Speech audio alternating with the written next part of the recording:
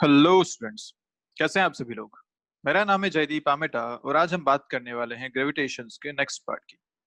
Last video में हमने बोला कि कोई भी दो मासेस जब एक डिस्टेंस पर रखे होते हैं तो उनके बीच में एक अट्रैक्शन फोर्स होता है जिसे ग्रेविटेशनल फोर्स कहा जाता है।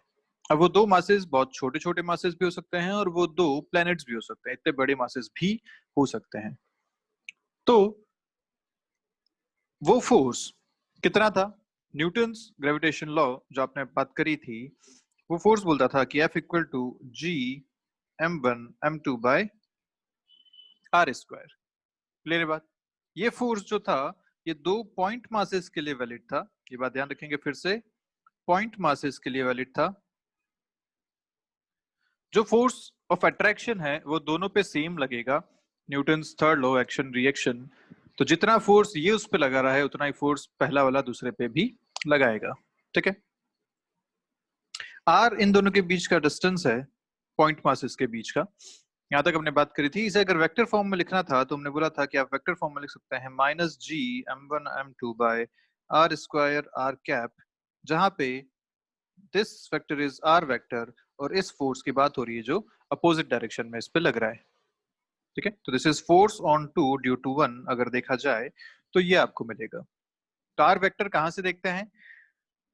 जिस मास की वजह से फोर्स लग रहा है वहां से जिस पे फोर्स लग रहा है वहां तक। तो m1 की वजह से m2 पे देखना है तो m1 से m2 आपने r वेक्टर कंसीडर किया था।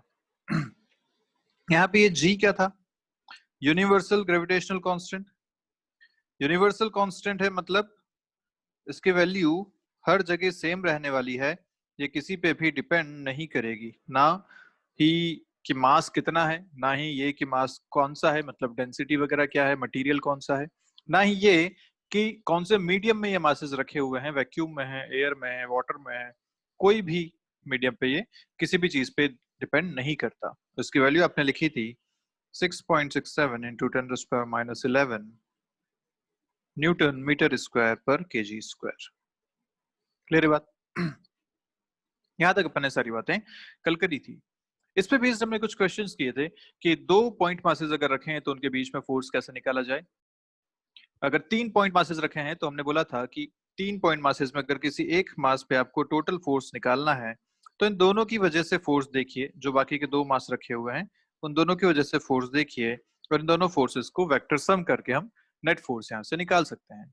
ऐसे अगर तीन से ज्यादा या दो से ज्यादा रखे हैं मासेस आपके पास, तो आप इस तरीके से उसमें कैलकुलेट कर सकते थे। ठीक है। फिर लास्ट में हमने एक बात करी थी कि एक स्फीयर या एक शेल अगर रखा हुआ है तो उसके केस में अगर एक पॉइंट मास बाहर रखा हुआ है तो हम इस पूरे शेल का जो मास है वो उसके सेंटर पे कॉन्सेंट्रेटेड मान सकते थे और पॉइंट मास की तरह इसे हम ट्रीट कर सकते थे। लेकिन अगर शेल के अंदर कोई दूसरा पॉइंट मास रखा हुआ है और इस बार आपसे पूछा गया कि force on two due to one कितना होगा, तो हमने बोला था कि ये 0 होगा। ठीक है, शेल के अंदर अगर कोई पॉइंट मास है तो वहां पे फोर्स कितना लगेगा? 0 लगेगा। जबकि अगर शेल के बाहर एक पॉइंट मास रखा हुआ है तो उसे हम बिल्कुल पॉइंट मास की तरह ट्रीट करके शेल को भी एक पॉइंट मास मान सकते हैं, प्लेस्ड एट द सेंटर। यहां तक हमने सारी बातें कल कर ली थी। इससे रिलेटेड कुछ क्वेश्चंस भी किए थे। आज जो हम बात करने वाले हैं वो है ग्रेविटेशनल फोर्स ऑफ अर्थ। भाई अर्थ एक बहुत बड़ा मास है, अर्थ एक स्फीयर माना जा सकता है। दो अगर प्रैक्टिकली देखें, एक्चुअली देखें तो अर्थ थोड़ा सा बल्ज है इसके इक्वेटर पे और पोल से थोड़ा सा अंदर दबा हुआ है, लेकिन हम इसे एक परफेक्ट स्क्वायर मान के हमारा यहाँ पे काम करेंगे। तो अर्थ जो है एक परफेक्ट स्क्वायर है, एक सॉलिड स्फीयर है। Solid sphere with uniform density, ये हम इसमें मानते हैं। Solid sphere with uniform density, ये हमारा इसमें अजम्पशन रहता है। ठीक है। तो अर्थ के केस में जो ये इतना सारा मास रखा हुआ है, ये मास भी तो किसी और मास पे एक ग्रेविटेशन फोर्स लगा रहा होगा। बिल्कुल, जैसे हमारी बॉडी एक मास है, अर्थ एक मास है, दोनों के बीच में ग्रेविटेशन फोर्स है। और इसका मतलब ये भी हुआ, ध्यान रखिएगा, कि अगर ये अर्थ है और ये आप है यहाँ पे, तो जितना फोर्स अर्थ आप पे लगा रही है उतना ही फोर्स आप भी अर्थ पे लगाते हैं। क्लियर है बात? फोर्स हमेशा एक्शन रिएक्शन पेयर होता है, तो जितना फोर्स आपने अर्थ पे लगाया उतना ही फोर्स अर्थ ने भी आप पे लगाया। तो ऐसा क्यों होता है कि आप अर्थ की तरफ खींचे चले जाते हो?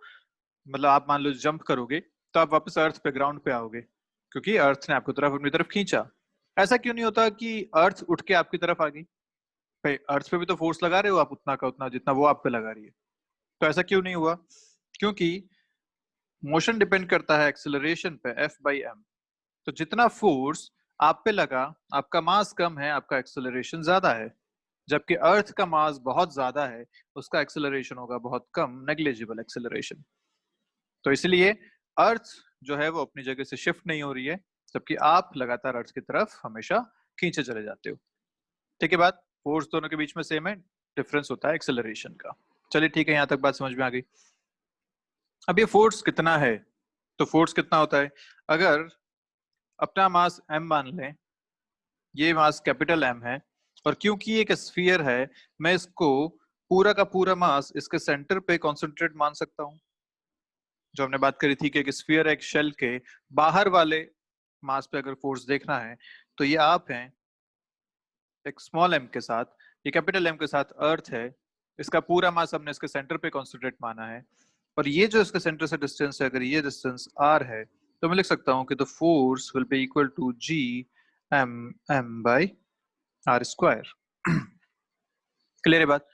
पर हम कहाँ रहते हैं? हम अर्थ से दूर रहते हैं या अर्थ के सरफेस पे रहते हैं? हम ऑब्वियसली अर्थ की सरफेस पे रहते हैं। तो जो प्रैक्टिकल सिचुएशन है वो ऐसी है कि ये अर्थ है विद रेडियस r, इसका मास है m, आप यहाँ पे हैं as a point mass small m। अब इन दोनों के बीच में जब अपने को फोर्स लिखना है, तो लिखा जा सकता है इस तरीके से, अर्थ का पूरा मास उसके सेंटर पे कॉन्सेंट्रेटेड मान के बीच के डिस्टेंस से r, फोर्स लिखा जाएगा G(m)(m) रेडियस ऑफ अर्थ का square. This is the force जो आप पे एक्ट कर रहा है। ठीक है बात? और क्या आप यही कहते हैं कि आप पे जो फोर्स लग रहा है वो mg लग रहा है? यस। क्लियर है बात? तो अगर मैं निकालना चाहूं एक्सेलरेशन ड्यू टू ग्रेविटी, तो मैं क्या करूंगा? g मुझे फाइंड करना है, तो लिखूंगा F/m, जो फोर्स मेरे पे लग रहा है, डिवाइड बाय मेरा mass will give my acceleration. तो यहां से आप देखिए कितना मिलता है, G(m)/r²। और ये सारी ही चीजें कांस्टेंट है। ग्रेविटेशन कांस्टेंट g एक कांस्टेंट है, मास ऑफ अर्थ एक कांस्टेंट है, radius of earth is also a constant. तो यहां जब आप इसे सॉल्व करते हैं, यहां से आपको वैल्यू मिलती है 9.81 मीटर पर सेकंड स्क्वायर। क्लियर है बात? तो g on the surface of the अर्थ कैसे दिया जाएगा? G(m)/r² से। तो ये फॉर्मूला याद रखेंगे, g at the surface of the earth is equal to G(m)/r²। Clear है?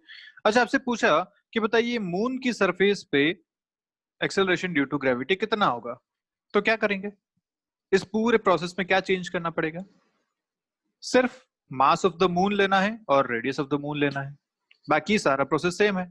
क्योंकि आप अगर इस प्लेनेट को अर्थ ना मान के मून मान लेते, तो भी सिचुएशन तो ऐसी ही होती, सरफेस पे उसके खड़े हैं और हमें जी देखना है, तो यही पूरा प्रोसेस होता। फाइनली हम इसी इक्वेशन को यूज करते।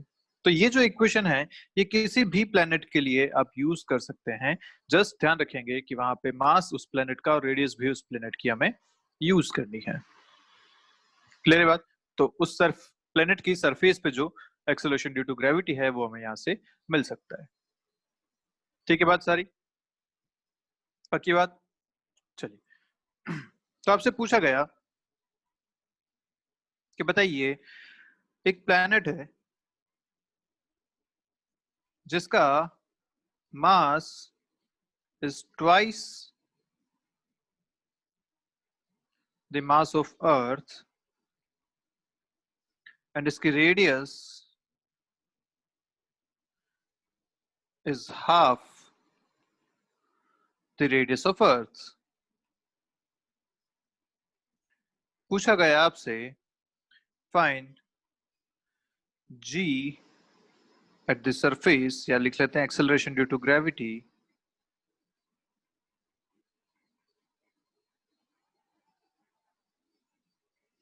at the surface of this planet. Clear है बात? ये आपसे क्वेश्चन पूछ लिया गया, तो क्या करेंगे? हमें पता है कि अगर अर्थ की बात की जाए तो अर्थ की सरफेस पे जी होता है G mass of earth by radius of earth का square. This is g earth. ठीक है, this e is representing for earth. अगर उस प्लेनेट की बात की जाए तो प्लेनेट पे जब जी लिखा जाएगा तो मैं लिखूंगा g for the planet is equal to G into mass of the planet by radius of the planet का स्क्वायर. क्लियर है बात? अब अपने को जो आंसर देना है वो अर्थ के जी के कंपैरिजन में आंसर देना है. तो मैं क्या करता हूँ, दोनों को डिवाइड कर देता हूँ. G planet by g earth will give you G into mass of planet by radius of planet का square multiplied by radius of earth का square divided by G into mass of earth. ठीक है, जो जी of earth है वो inverse होके वहां multiply कर सकते हैं. जी से जी कैंसिल हो रहे हैं, कैपिटल जी से कैपिटल जी कैंसिल हो रहा है. जो फाइनली अपने पास इक्वेशन बच रही है radius of earth by radius of planet का whole square multiplied by mass of planet by mass of earth का दिस वन. यहां से अपने को रेशियो मिल सकता है g P by g E will give you radius of earth और रेडियस ऑफ प्लेनेट. क्या रेशियो दे रखा है? प्लेनेट की जो रेडियस है वो half the radius of the earth है, मतलब radius of the planet is equal to half of radius of earth. ये आपको गिवन है. आपको जो रेशियो चाहिए वो R E by R P चाहिए, तो R E by R P will give you 2. ये यहाँ पे मिल जाएगा 2 का square multiplied by mass of planet और मास ऑफ अर्थ. तो मास of planet is twice the mass of earth. Mass of planet is twice the mass of अर्थ. अपने को जो रेशियो चाहिए वो चाहिए मास of the planet by mass of the earth will give you 2 again. तो ये भी आपके पास आएगा 2. Answer will B 8. सो इस प्लेनेट पे जो जी होगा वो 8 times the G at the earth surface होगा. क्लियर है बात? कर सकते हैं इस टाइप का क्वेश्चन. अच्छा सोचो, इस क्वेश्चन में और ट्विस्ट क्या कर सकते थे? क्वेश्चन आपको वेरी ये कर सकता था कि बोलता एक प्लेनेट है जिसकी mass density is same as earth, but इसकी जो रेडियस है is half the radius of earth. इस बार आपसे पूछा गया कि बताइए इसकी सरफेस पे जी कितना होगा. G at the surface of the planet कितना होगा in comparison to ji at the surface of the earth. ये आपसे पूछा गया. तो क्या करना चाहिए? अर्थ के लिए तो अपने को पता ही है जी कैसा लिखा जाता है, G mass of earth by radius of earth का स्क्वायर. पर एक बार ध्यान से देखिए कि यहाँ पे आपको मास ना देके मास डेंसिटी का कंपैरिजन दे रखा है. बोला है कि डेंसिटी यहाँ पे सेम है. तो जो प्लैनेट्स हैं वो एक सॉलिड स्फीयर की तरह हम उनको ट्रीट करेंगे, और सॉलिड स्फीयर के लिए अगर मुझे इसका मास लिखना है तो लिखूंगा density into volume. Density into volume. और वॉल्यूम क्या होता है एक सॉलिड स्फीयर के लिए? 4/3 पाई आर क्यूब. तो जो मास लिखा जाएगा वो लिखा जाएगा 4/3 pi are cube into density. Clear है बात? तो अगर मैं अर्थ के लिए लिखूंगा तो मैं लिखूंगा g by R E square, mass की जगह लिखूंगा 4/3 pi R E cube into density. R E square और आर ई क्यूब कैंसिल हो रहे हैं तो बच रहा है फाइनली आपके पास 4/3 g pi R E into D. Clear है बात? ऐसे ही अगर आप प्लेनेट के लिए लिखेंगे तो क्या लिखेंगे? G for the planet will give you 4/3 G pi R for the planet into D. क्योंकि इस पूरे एक्सप्रेशन में सिर्फ एक रेडियस है जो प्लेनेट टू प्लेनेट वेरी करेगी, कैपिटल जी सबके लिए सेम है, 4/3 पाई एक कांस्टेंट है, और डेंसिटी दोनों के लिए सेम ऑलरेडी आपको दे रखी है। तो अब यहां से आप सीधा सीधा देख पा रहे हैं कि इनका जो रेडियस का रेशियो है GE by GP is same as their radius का रेशियो RP। यहां से आप GP आप आराम से कैलकुलेट कर सकते हैं। GP will be RP by RE into GE। And RP by RE आपको बोल रखा है कि प्लेनेट की जो रेडियस है वो half the radius of the earth है, तो radius of the planet is equal to half of the radius of the earth, ये गिवन है। यहाँ से आपको रेशियो चाहिए RP by RE, it will give you half, ये यहाँ यूज करेंगे तो G at the planet will be equal to GE by 2। तो इस प्लेनेट पे जो एक्सेलरेशन ड्यू टू ग्रेविटी होगा सरफेस पे, वो होगा half of the acceleration due to gravity at the surface of the earth. Clear है बात? इस टाइप के क्वेश्चन आप आराम से कर सकते हैं आई गेस। ठीक है, चलिए अब देखो इसमें एक इंटरेस्टिंग बात क्या है, जो आपने देखा अभी कि G is equal to GM by R square, ऐसा था। अगर मैं इस रेडियस को बहुत छोटा कर दूं, बहुत छोटा, ठीक है, मैं इस रेडियस को लगातार डिक्रीज करता जा रहा हूं, मतलब आप मान लीजिए कि अर्थ है, इस अर्थ की रेडियस को डिक्रीज कर रहे हैं, मतलब मास सेम रखना है, रेडियस डिक्रीज कर रहे हैं। तो ऐसा कब हो सकता है? जब मैं इसको कंप्रेस करता चलूं, इसको कॉम्पैक्ट करता चलूं, सारा का सारा मास और छोटी रेडियस और छोटी रेडियस और छोटे वॉल्यूम में मैं उसको दबाता चलूं। तो सोचो अर्थ की रेडियस अगर छोटी होने लग गई विद मास सेम, तो इसकी डेंसिटी बहुत बढ़ जाएगी। तब G की वैल्यू कितनी हो जाएगी? अगर this R is tending to zero, इतना छोटा हो रहा है कि ये जीरो के लगभग पहुंच गया है, नॉट एग्जैक्ट जीरो, जीरो के लगभग पहुंच गया है, तो हम कह सकते हैं ना कि this G will be very high, this acceleration due to gravity will be very high. और जब G बहुत ज्यादा होता है तो सोचो कि क्या कोई भी ऑब्जेक्ट इस सरफेस से ऊपर की तरफ उठ पाएगा आसानी से? नहीं, मतलब यहां से बाहर की तरफ नहीं जा पाएगा, इसके ग्रेविटेशन फील्ड से बाहर नहीं जा पाएगा।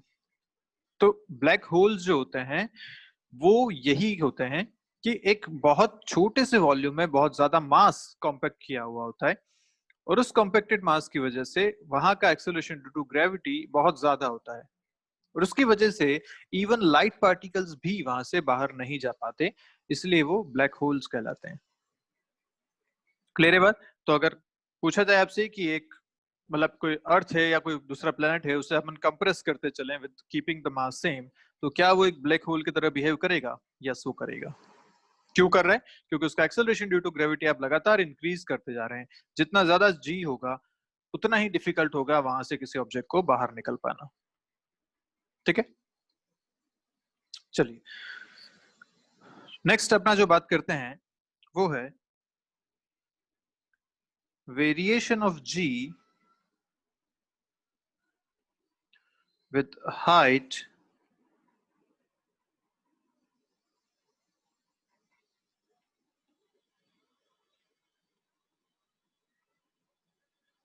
from the surface of the earth।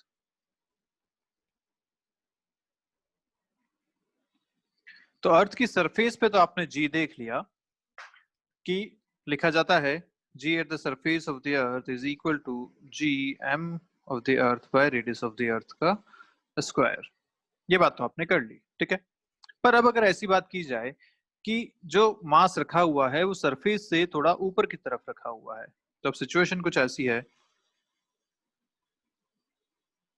कि this is the radius of the earth, mass इस बार रखा है यहाँ पे which is at a height h from the surface of the earth.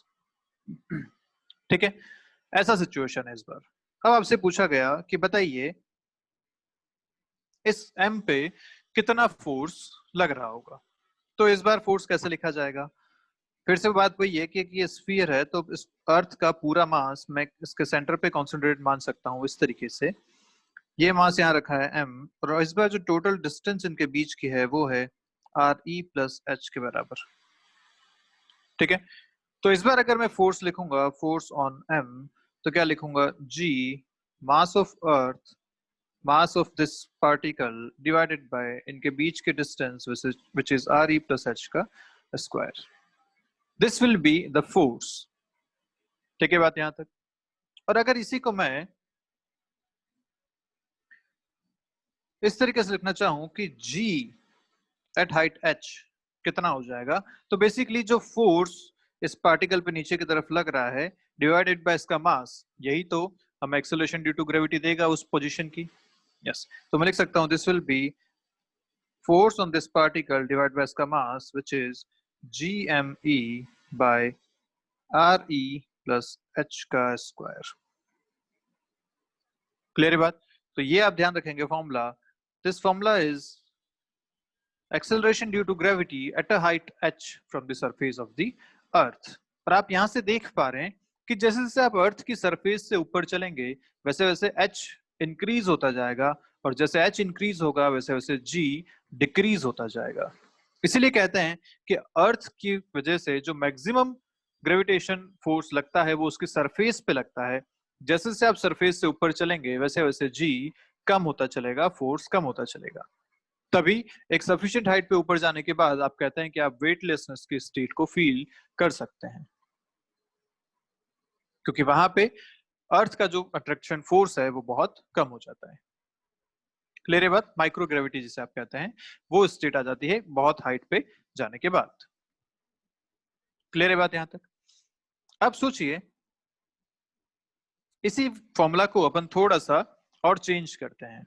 Change क्या कर रहे हैं कि if h is very small than radius of the earth, अगर जो हाइट है वो रेडियस ऑफ द अर्थ के कंपेयर में बहुत छोटी है, तो इस फॉर्मूला को हम लिख सकते हैं इस तरीके से GME into RE plus h की पावर -2। ये बात क्लियर है आपको? इस जो स्क्वायर था उसे ऊपर लाके इस तरीके से लिखा जा सकता है। बिल्कुल ठीक बात है। अच्छा, मैं इसमें से अगर RE को कॉमन ले लूं तो ये आएगा GME by RE square into 1 plus h by RE की पावर -2। ठीक है, अंदर से RE अगर बाहर ले लिया तो RE की पावर -2 बाहर आया, which is 1 by RE square. अंदर जहां RE था वहां हो गया 1, और क्योंकि RE कॉमन लिया था तो अंदर बचा h बाई RE। क्लियर है बात यहां तक? अब ये अप्रोक्सीमेशन यूज करते हैं कि अगर h is very very less than RE, तो एक अप्रोक्सीमेशन है बाइनोमियल अप्रोक्सीमेशन, मैथमेटिक्स का एक टूल है। वो क्या कहता है कि जब ऐसा है 1 प्लस एक्स की पावर n, ऐसा कोई सिचुएशन अगर है तो हम इसे लिख सकते हैं 1 plus N X if x is much much less than 1। अगर x 1 से बहुत छोटा है तो हम ऐसा लिख सकते हैं कि जो पावर है वो x से मल्टीप्लाई हो जाएगी, और ये इसका एक अप्रोक्सीमेट रिजल्ट मिल जाएगा हमें। 1 प्लस एक्स की power n is equal to approximately equal to 1 plus N X. कब पॉसिबल है? जब ये x जो है वो 1 से बहुत छोटा है। ये अप्रोक्सीमेशन हम यहाँ यूज करते हैं क्योंकि हमें पता है h by R E is much much less than 1। Radius of earth एक बहुत बड़ी लेंथ है, और जो हाइट h हम कंसिडर यहाँ कर रहे हैं वो बहुत छोटा है। अगर ऐसा है तो ये अप्रोक्सीमेशन हम यहाँ यूज कर सकते हैं, और जैसे आप ये अप्रोक्सीमेशन यहाँ यूज करेंगे आपको क्या आंसर मिलेगा? द आंसर विल बी, ये h है GME by RE square 1 minus 2h by RE। Clear बात? इसे ऐसा लिखा सकते हैं, जो -2 था वो अंदर आ गया, h के साथ मल्टीप्लाई हुआ तो ये हो गया 1 माइनस 2h बाई RE। और ध्यान से अगर देखें तो ये आपको GME बाई RE स्क्वायर जो दिख रहा है, this is nothing but G at the surface. यही था, सरफेस पे G कितना लिखा जाता था? G mass of earth by radius of earth का स्क्वायर। तो ये लिखा हुआ है यहाँ पे G at the surface into 1 minus 2h by RE। This is the formula again for G at a height h। पर ये कब यूजफुल है? सिर्फ और सिर्फ तब जब h जो है वो RE से बहुत छोटा है, तभी हम इसे यूज कर पाएंगे, अदरवाइज इसको यूज करना गलत हो जाएगा। तो याद रखिएगा, जब भी h is comparable to RE, तो हमें यही फॉर्मूला यूज करना है जो आपने पहले किया हुआ है।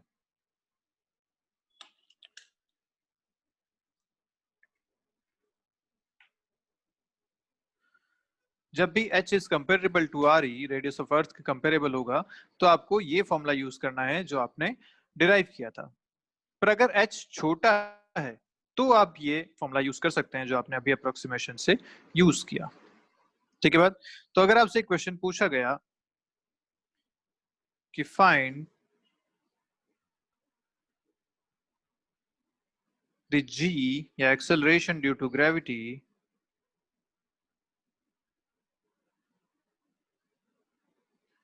at a height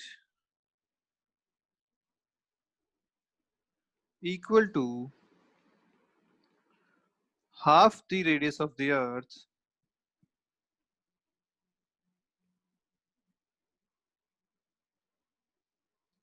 from ground, ये आपसे पूछा गया। क्या क्वेश्चन है कि आपको एक हाइट पे g की वैल्यू चाहिए और वो हाइट कितनी है, रेडियस ऑफ अर्थ की हाफ के बराबर। तो क्वेश्चन ऐसा है कि अगर ये अर्थ है, इसके ग्राउंड से यहाँ पे आपको पूछा गया and this height h is given as R E by 2। Clear है बात। ये आपसे पूछा गया कि इस पॉइंट पे बताइए g कितना होगा। तो हमें पता है g at the height h is given bye दो फॉर्मूलाज अपने पास। एक जो ओरिजिनल फॉर्मूला है बिना अप्रोक्सीमेशन वाला, ये वाला formula G M E by R E plus H का स्क्वायर। दूसरा फॉर्मूला है विद अप्रोक्सीमेशन वाला, ये कौन सा फॉर्मूला यूज करना चाहिए आप बताइए। ऑब्वियसली हमें फर्स्ट वाला फॉर्मूला यूज करना चाहिए क्योंकि यहाँ पे जो h है वो रेडियस ऑफ अर्थ के कंपेयर में दे रखी है, विच इज हाफ गिवन है। h is not very very less than R E, इसलिए हम ये वाला फॉर्मूला यूज नहीं करेंगे, बात ध्यान रखिएगा। ये कब यूज करना है, जब जो हाइट दी हुई है वो रेडियस ऑफ अर्थ से बहुत छोटी हो तभी। तो यहाँ पे हम ये यूज करेंगे formula G M E by R E plus H का स्क्वायर। क्लियर है। तो कितना आएगा answer, this will be G M E by R E और h is R E by 2 का स्क्वायर। नीचे हुआ 3/2 आर ई, 3/2 का जब स्क्वायर करेंगे तो आएगा 9/4, जब इनवर्स करेंगे तो आएगा 4/9 G M E by R E square. And what is this G M E by R E square, this is G at the surface. तो हम लिख सकते हैं इस हाइट पे जो g होगा वो सरफेस के g का 4/9 होगा। क्लियर है बात। इस तरीके से आप इस क्वेश्चन को सॉल्व कर सकते हैं। और आपके नॉलेज के लिए this R E is equal to 6400 kilometres.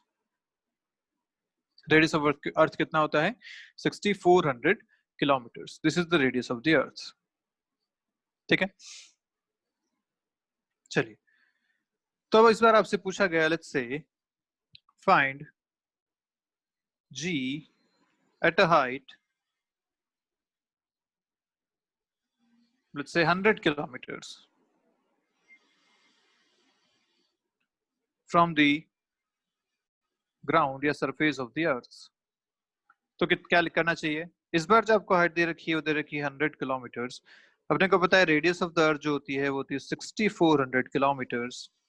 क्या ये लिख सकता हूं मैं this h is much much less then R E, बिल्कुल लिख सकते हैं क्योंकि ये 64 टाइम्स इससे छोटा है। तो जब ऐसा है तो हम सीधा सीधा फॉर्मूला यूज कर लेंगे, G H is equal to ji at the surface 1 minus 2h by R E. ठीक है, यहां से इसको सॉल्व करते हैं तो अपना जो आंसर मिलेगा वो मिलेगा g at the surface into 1 minus 2 into 100 by 6400। This is 1 by 32, 31 by 32, so answer will be 31 by 32 of g at the surface। Clear है बात। तो कुल मिला के ऊपर जाते जाते g हमेशा डिक्रीज होने वाला है और ये आपके पास रिलेशंस हैं जिससे आप g की वैल्यू किसी भी हाइट पे कैलकुलेट कर सकते हैं। ठीक है, चलिए आगे बढ़ते हैं, बात करते हैं variation in g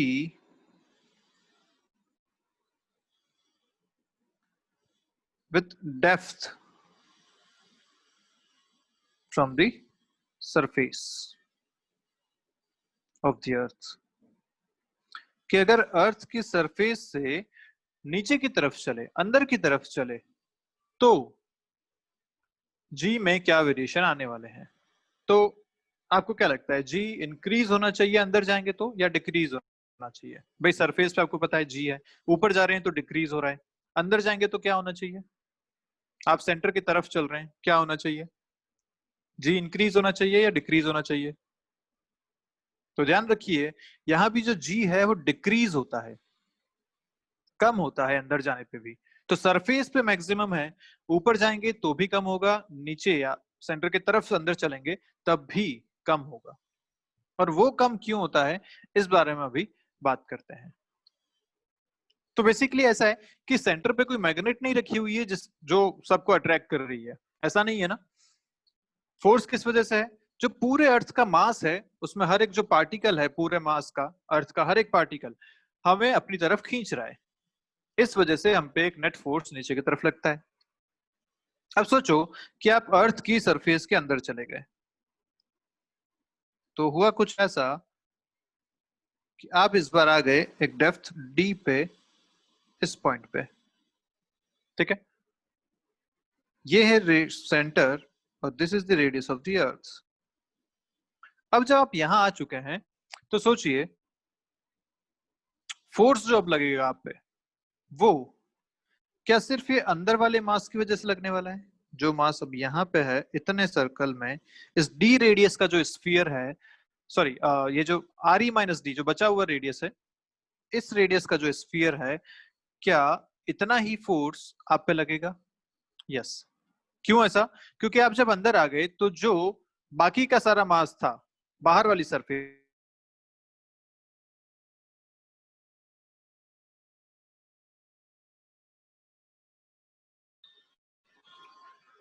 okay so बीच में थोड़ा इंटरनेट की दिक्कत हो गई थी। हम बात कर रहे थे variation of G with depth, कि अगर आप अर्थ की सरफेस से अंदर की तरफ चलते हैं तो जी कैसे चेंज होता है। तो हमने बोला कि जी अर्थ की सरफेस से अंदर जाते हुए भी डिक्रीज होगा। और वो डिक्रीज क्यों होगा? क्योंकि उस पे जो फोर्स लग रहा है, या आप मान लीजिए कि एक मास आप अंदर लेके चले, तो उस मास पे जो फोर्स अर्थ की वजह से लगेगा वो कम हो जाएगा। और फोर्स कम क्यों होगा?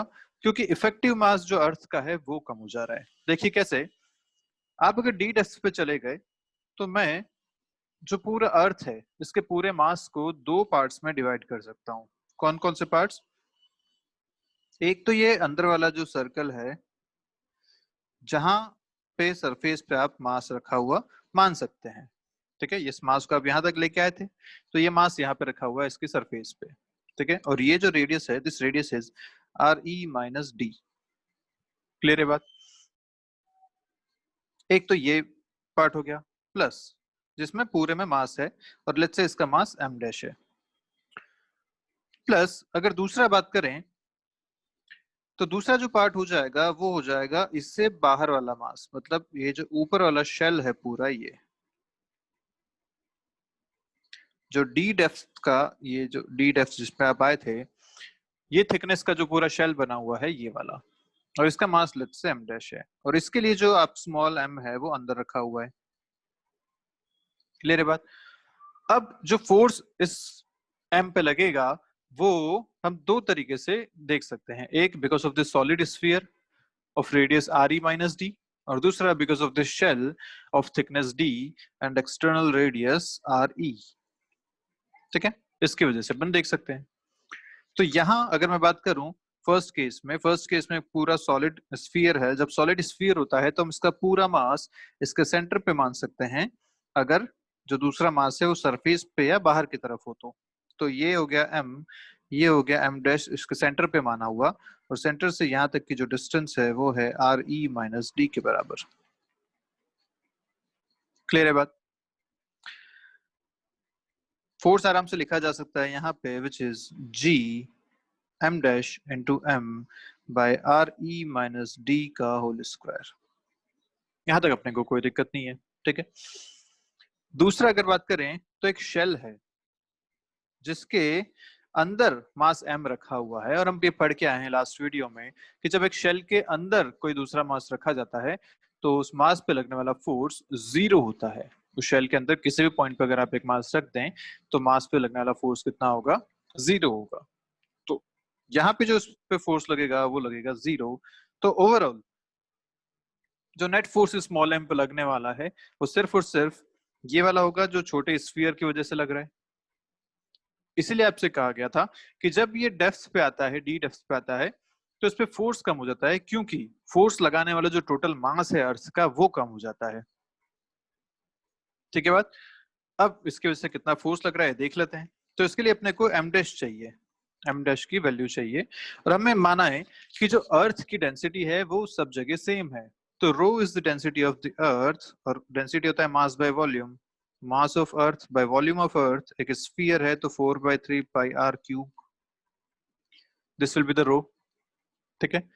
और एम डैश भी एक स्फीयर है of density rho and radius R E minus D. तो इसके लिए लिखा जाएगा इसका वॉल्यूम विच इज 4/3 पाई, इसकी radius is R E minus D का cube and to rho, density into volume, this will give you mass. तो M dash अगर लिखा जाए तो देखो रो में 4/3 पाई आ रहा है, इधर भी 4/3 पाई है, चीजें कैंसिल हो जाएंगी, बचेगा आपके पास आर ई माइनस डी का cube into M E divided by R E cube. Clear है बात? This will be M dash. Okay, अब अगर फोर्स लिखा जाए तो फोर्स लिखेंगे जी एम डैश की जगह डालता हूं M E into R E minus D का cube divided by R E cube, ये हो गया M dash, into M divided by R E minus D का स्क्वायर। क्लियर है बात? ये पूरा जो बीच वाला एक्सप्रेशन है वो तो एम डैश का हो गया, बाकी सारी चीजें अपन एज इट इज यहाँ से लिख ली। ठीक है, देखें तो आर ई माइनस डी का स्क्वायर और आर ई माइनस डी का क्यूब कैंसिल हो रहा है, बच रहा है आर ई माइनस डी। जब फोर्स लिखा जाएगा तो लिखा जाएगा G M E R E minus D into M divided by R E cube. यहां तक कोई दिक्कत नहीं? क्लियर है? चलिए, फोर्स मिल गया, अपने को चाहिए acceleration at the depth D which is given by force by mass, तो वो आपका m कैंसिल हो जाएगा, आएगा G M E by R E square में अलग कर रहा हूँ, R E minus D by R E को मैं अलग कर रहा हूँ इंटू एम, तो अब कैंसिल हो गया। ठीक है, नीचे जो आर ई क्यूब था उसको मैंने आर ई स्क्वायर और आर ई अलग अलग कर दिया। ऐसा इसलिए ऐसा क्यों इसलिए किया क्योंकि जो फर्स्ट टर्म बन रही है this is nothing but G at the surface, G M A by R E square, और जो आगे वाली टर्म है उसमें अगर आर ई डिवाइड कर दो तो बनता है ये 1 minus D by R E. This is the G at the depth D from the surface of the earth. तो अगर आप डी डेप्थ पे जाते हैं तो इतना जी वहां पे आपको मिलेगा। क्लियर है बात?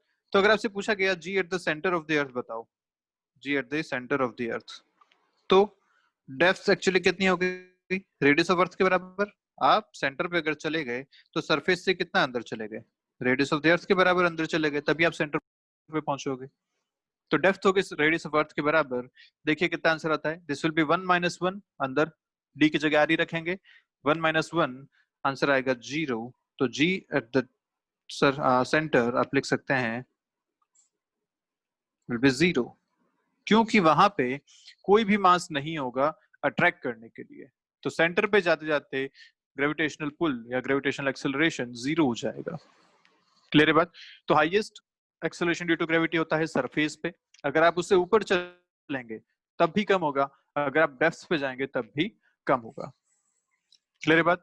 सेंटर पे हो जाएगा 0 और ऊपर इनफाइनाइट पे हो जाएगा 0। और दिस पॉइंट, अच्छा यहाँ पे हमने कोई अप्रोक्सीमेशन नहीं किया है, तो यहाँ कोई भी डेप्थ दी हो उसे आप सीधा सीधा इससे यूज कर सकते हैं। ठीक है, चलिए, तो आपसे अगर एक क्वेश्चन पूछा गया कि बताइए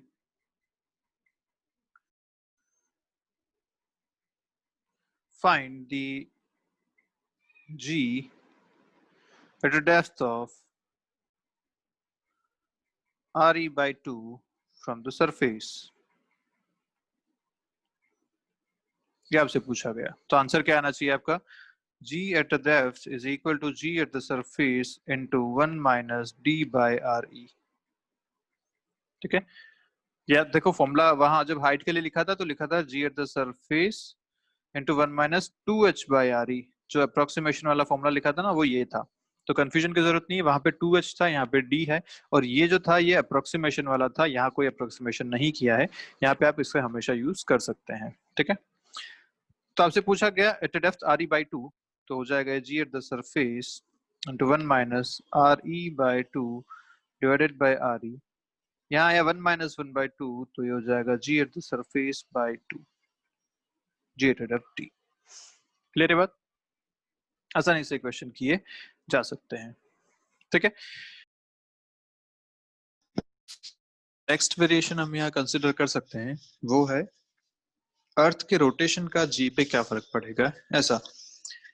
अब क्योंकि हम जानते हैं कि अर्थ रोटेट कर रही है अपने ओमेगा से, omega E, omega of earth, ठीक है, और हम जानते हैं कि भाई जब रोटेशन होता है तो हर एक पार्टिकल जो है एक सर्कुलर मोशन में होता है।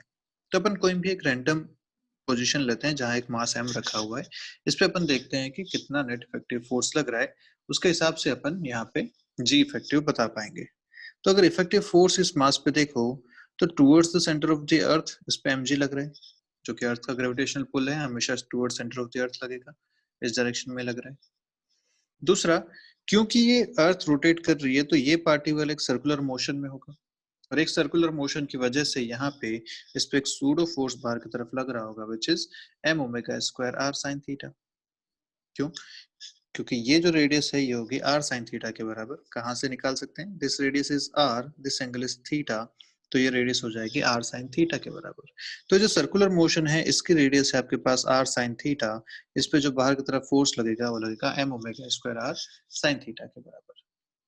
अब इस पे अगर नेट फोर्स देखा जाए तो नेट फोर्स क्या हो जाएगा? F net on the particle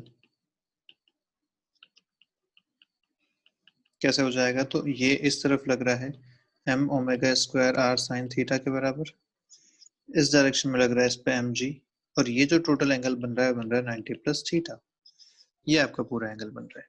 ठीक है, अब दो फोर्सेस हैं, इसका अपने को रिजल्टेंट निकालना है, तो हम जानते हैं रिजल्टेंट फोर्स क्या होगा, F net will be root over, अगर ये फोर्स A है ये फोर्स B है, a square plus b square plus 2ab cos of angle between them which is 90 plus theta। ठीक है, ऐसा बन जाएगा। अगर आप इसको पूरा एक्सपैंड करेंगे तो ये बनेगा root over m square g square plus b square, मतलब m square omega power 4 r square sine square theta plus 2ab, तो 2mg m omega square r sine theta, और cos of 90 plus theta is again, उसको लिखा जा सकता है cos of 90 plus theta. ठीक है, इसको जब आप सॉल्व करेंगे तो यहाँ से देखते हैं कि बहुत सारी वैल्यूज हम जो है वो अप्रोक्सीमेशन में हटा देते हैं। जैसे ओमेगा की पावर 4, ये बहुत छोटी क्वांटिटी है, इसे अगर हम हटा दें तो यहाँ से आपको क्या मिलेगा? ओमेगा पावर 4 मतलब ये पूरी टर्म कैंसिल हट गई यहाँ से, तो बनेगा आपके पास रूट ओवर एम स्क्वायर जी स्क्वायर माइनस, क्योंकि कॉस ऑफ 90 प्लस थीटा ये होता है माइनस साइन थीटा, तो मैं इसको लिख लेता हूँ यहाँ पे, cos of 90 plus theta is minus sine theta. तो यहाँ से बनेगा आपके पास 2m square G omega square r sine square theta, तो ये लिख लेते हैं 2m square omega square r sine square theta, और एक g भी आपको मिल रहा है पे ऐसा। ठीक है, ये आपका पूरा एक्सप्रेशन मिल गया। ओके, अब इसको अगर देखें, मुझे निकालना है बेसिकली जी इफेक्टिव, कि उस पोजीशन पे उसका जी इफेक्टिव कितना है। तो मैं लिखूंगा इसको, जितना इस पे नेट फोर्स लग रहा है divide by mass, this will be the G effective on this. इसको अगर यहाँ से लिखा जाए तो मैं लिखता हूँ जी बाहर कॉमन अगर ले लूँ यहाँ पे इससे, तो जी बाहर आ जाएगा, एम स्क्वायर है वो कैंसिल हो जाएगा, फाइनल आंसर जो आपको वो मिलेगा 1 minus 2 omega square R sine square theta by G इसकी पावर हाफ। ये आपको फाइनल आंसर मिल रहा है, जिसको अगर थोड़ा सा सॉल्व करें तो लिख सकते हैं इसको this g effective is equal to g minus omega square r sin square theta. तो ये चीज आती है कि किसी पोजीशन थीटा पे जब आपका मास रखा हुआ है तो उसका जी इफेक्टिव कितना होगा, डिपेंड करता है अर्थ के रोटेशन पे और इसकी थीटा पे किस पोजीशन पे रखा हुआ है। ठीक है, अब सोचो कि अगर मैं बात करता हूं यहाँ पे पोल की, तो पोल के केस में थीटा कितना हो जाएगा। पोल के केस में अपने पे थीटा आपने जो कंसिडर किया है वो यहाँ से कर रहे हैं, दिस इज पोल, तो थीटा हो गया आपका 90 डिग्रीज के बराबर। अगर थीटा 90 हो गया तो मैं यहाँ रखता हूँ साइन स्क्वायर थीटा, वो हो जाएगा 1।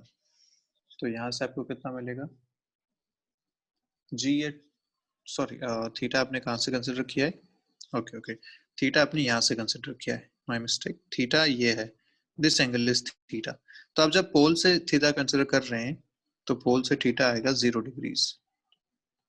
ठीक है, क्योंकि आप नॉर्मल से कर रहे हैं तो यहाँ से एंगल थीटा आ रहा है आपके पास 0 डिग्री। जब 0 आ रहा है तो इस पूरी टर्म साइन इनवर्स वाली साइन स्क्वायर वाली 0 हो जाती है, आपका जो जी इफेक्टिव बचता है वो आता है जी के बराबर। ठीक है, विच इज 9.83। और अगर आप बात करते हैं एट इक्वेटर, तो इक्वेटर पे जो आता है वो आता है इस तरीके से, which is theta equal to 90 degree. तो जब थीटा इक्वल टू 90 डिग्रीज आप रखते हैं तो जी इफेक्टिव जो आपको मिलता है वो कितना मिल रहा है, जी माइनस ओमेगा स्क्वायर आर, ऐसा मिल रहा है। इसकी जो वैल्यू आती है वो लगभग आती है 9.72 के आसपास। तो इसीलिए हम क्या करते हैं, अर्थ की किसी भी पोजीशन पे जब हमें फाइनली जी लेना होता है तो जी इसका एवरेज ले लेते हैं। तो G at any position as an average हम कितना कंसिडर करते हैं, g इक्वल टू 9.81 के बराबर कंसिडर कर लेते हैं इनके एवरेज के हिसाब से। दिस इज 9.78, दिस इज 9.83, इनके एवरेज के करस्पॉन्डिंग 9.81 हम यहाँ पे कंसिडर करते हैं। तो बेसिकली आपको ये ध्यान रखना है कि जब पोल की बात होती है तो पोल पे जो g है वो ज्यादा होता है देन इक्वेटर पे। क्लियर है बात, क्यों, क्योंकि अर्थ के रोटेशन की वजह से ओमेगा जो वहां पे आ रहा है उसकी वजह से सूडो फोर्स लग रहा है, उसकी वजह से वहां इफेक्टिव जी कम हो जाता है एट द इक्वेटर। जबकि पोल पे जो पार्टिकल रखा हुआ होगा, जो ऑब्जेक्ट आपने यहाँ रखा है, वो एक सर्कुलर मोशन तो करेगा नहीं क्योंकि रेडियस 0 है, ये अपनी जगह पे स्पिन करेगा बस। जब स्पिन करेगा तो इसका एक्सेलरेशन जी जो है वो मैक्सिमम होगा। यहाँ वाला जो है वो एक सर्कुलर मोशन में रहेगा, इस पे एक बाहर की तरफ फोर्स लगेगा, अंदर की तरफ mg लगेगा, इसलिए इसका जी इफेक्टिव कम हो जाएगा। तो अर्थ के रोटेशन की वजह से भी जी में वेरिएशन आता है, ये उसका फॉर्मूला है। ठीक है, नेक्स्ट बात करते हैं कि अर्थ के शेप की वजह से जी पे क्या इफेक्ट आता है। तो हम जो बात करते हैं कि अर्थ जो है वो परफेक्ट स्फीयर है, अर्थ आइडियल वे में अगर देखो तो हम इसको स्फीयर मान सकते हैं, लेकिन एक्चुअली एक्चुअली अर्थ स्फीयर नहीं है। अर्थ क्या है, एक इलिप्सोइडल शेप है। इलिप्सोइडल शेप मतलब, इलिप्सोइडल शेप मतलब होता है इस तरीके की शेप बनी हुई है जिसमें थोड़ा सा ये बल्ज है बाहर की तरफ। मतलब आप अगर यहाँ से इक्वेटर के रेडियस देखो और यहाँ से अगर पोल के रेडियस देखो तो पोल के रेडियस जो है वो इक्वेटर के रेडियस से थोड़ी सी कम होती है, ऐसा। और ये कितना डिफरेंस होता है, तो इक्वेटर के रेडियस माइनस पोल के रेडियस से लगभग लगभग होता है 40 किलोमीटर्स के आसपास, सॉरी 21 to 34 किलोमीटर्स के आसपास, इतना ये डिफरेंस आता है।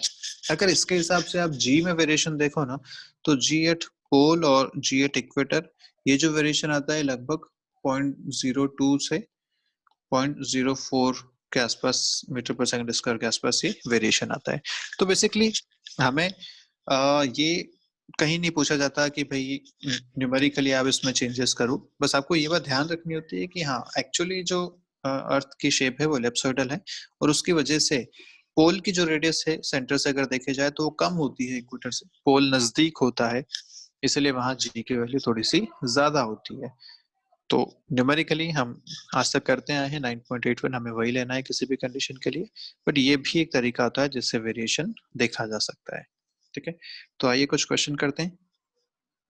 पहला क्वेश्चन पढ़िए क्या कह रहे हैं। अब मास कैसे कैलकुलेट करें? तो भाई हम जानते हैं कि जो g की वैल्यू होती है वो क्या होती है, G M E by R E square. G at the surface ये लिखा जाता है अर्थ सरफेस पे। अगर ऐसा है तो तीन चीजें यहाँ पे आपको गिवन है, स्मॉल जी, कैपिटल जी और आर ई। क्या यहाँ से आप मास निकाल सकते हैं? यस। मास कितना आ जाएगा? मास आ जाएगा small G into R E square divide by capital G. सारी वैल्यूज गिवन है। This is 9.8। आर ई आपको गिवन है 6.37 इंटू 10⁻⁶ का स्क्वायर डिवाइड बाय ये जी अपने को पता है 6.67 इंटू 10⁻11। जब इसको सॉल्व करेंगे तो मास ऑफ द अर्थ जो आपको मिलेगा वो मिलेगा 6 इंटू 10⁻24 kgs के बराबर। ठीक है, this will be the mass of अर्थ। ऐसे ही आपको यहाँ पूछा है डेंसिटी भी, तो अपने को मास पता है, अगर रेडियस पता है तो वॉल्यूम भी पता चल जाएगा। तो मास को आप लिख सकते हैं 4/3 पाई आर क्यूब, क्योंकि एक स्फीयर आप इसको मान कर चल रहे हैं, ये वॉल्यूम हो गया, इंटू डेंसिटी। तो डेंसिटी कितनी हो जाएगी यहाँ से 3m/4 pi are cube. Values सारी पता है, मास ऑफ अर्थ अभी आपने निकाला, आर क्यूब पता है। जब इसमें वैल्यूज रखेंगे तो फाइनल आंसर आ जाएगा 5.5 इंटू 10⁻³ kg पर मीटर क्यूब। ये आप इसमें फाइनल आंसर आ जाएगा। क्लियर? तो क्वेश्चन आसान से था, किया जा सकता है इस तरीके से। देखते हैं next. Radius of the earth अगर आपको बोला है कि वर टू श्रिंक बाय 1%, अगर रेडियस 1% से कम हो गई, it's mass remaining the same, what would happen to the acceleration due to gravity on the earth surface? ये आपका क्वेश्चन है। तो अर्थ की सरफेस पे अगर ग्रेविटी की बात हो रही है तो हम जानते हैं कि ये होता है G M E by R E square के बराबर, ऐसा होता है। अब अगर रेडियस 1% से कम हो गई तो नई रेडियस अगर लिखी जाएगी तो लिखी जाएगी 0.99 ऑफ पुरानी रेडियस, क्योंकि 1% से कम हुई है। 1% से कम होना मतलब 0.01 कम हो जाना।